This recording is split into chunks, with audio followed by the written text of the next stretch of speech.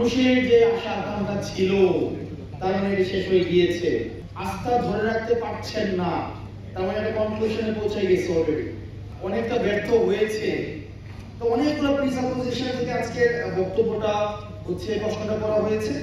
একটা মূল বিষয়, আমরা যখন এই গভর্নমেন্ট গঠন করি, আমাদের এনসিপি শুরুতে বৈষম্য বিরোধী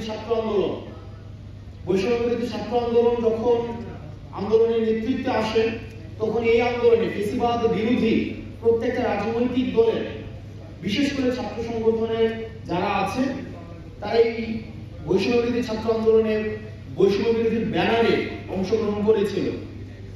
কিন্তু পরবর্তীতে আমরা দেখেছি সবাই যার যার রাজনৈতিক প্ল্যাটফর্মে ফিরে গিয়েছে এবং এই গভর্নমেন্টের সব রেসপন্সিবিলিটি আমাদের নিতে হয়েছে। আমাদের স্ট্যাটাসটা হয়েছিল এমন, রেসপন্সিবিলিটি উইদাউট অথরিটি। এই গভর্নমেন্টের ফরমেশনটা যদি দেখেন, এই গভর্নমেন্টের যত দায়, যত ব্যর্থতা, সব ব্যর্থতা হচ্ছে এনসিপি। কিন্তু এই গভর্নমেন্টে যারা আছে, এই গভর্নমেন্টে বিএনপির অংশগ্রহণ রয়েছে। আমি বিএনপির অংশগ্রহণ বলতে আমি বুঝাচ্ছি না যে সরাসরি বিএনপির রাজনীতির সাথে সম্পৃক্ত এমন কোন মানুষ এখানে আছে। এখানে জামাতে ইসলামের এখানে প্রপোজড অনেক এখানে উপদেষ্টা হয়েছে, এখানে বিএনপি প্রপোজড অনেক উপদেষ্টা হয়েছে।